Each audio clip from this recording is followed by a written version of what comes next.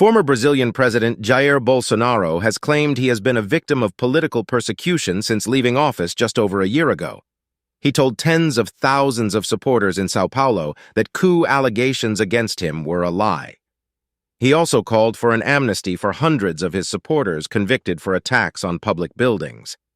Police are investigating whether Mr. Bolsonaro incited a failed coup after losing the 2022 election. Addressing Sunday's rally in Brazil's largest city, the 68-year-old former president dismissed the allegations against him as politically motivated. He said it was time to forget the past and let Brazil move on. He also used his speech to talk about the next presidential elections in 2026. Mr. Bolsonaro is still barred from running for office for 8 years for undermining the electoral system in Brazil and claiming the last election was fraudulent, despite there being no evidence of electoral fraud.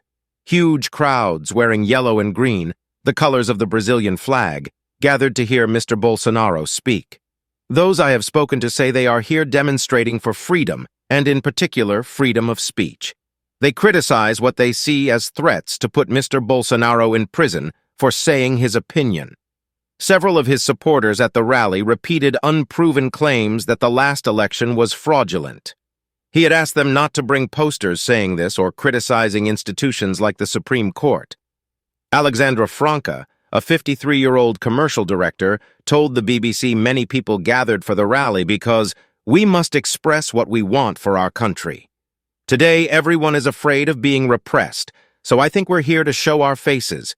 We want Brazil for everybody, freedom for everybody, he added. Rogerio Morgado, a 55-year-old military official, was another rally participant interviewed by the BBC. He said, "Brazilian politicians are afraid of people on the streets. It's the only thing that Brazilian politicians are afraid of."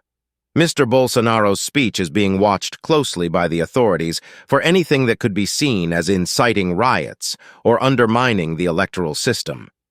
Earlier this month, the former president had to surrender his passport as he is facing an investigation over the accusations that he tried to overturn the October 2022 election results and pressure military chiefs to join a coup attempt.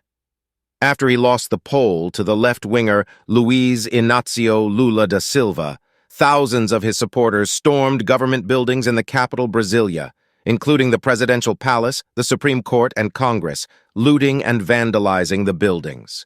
3 of Mr. Bolsonaro's allies have since been arrested, and the head of his political party has also been detained.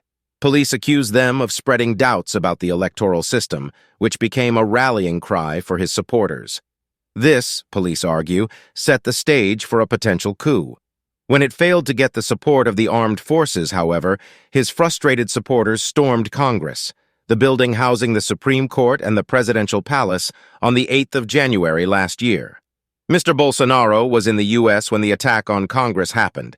He returned to Brazil in March 2023, saying he had nothing to fear.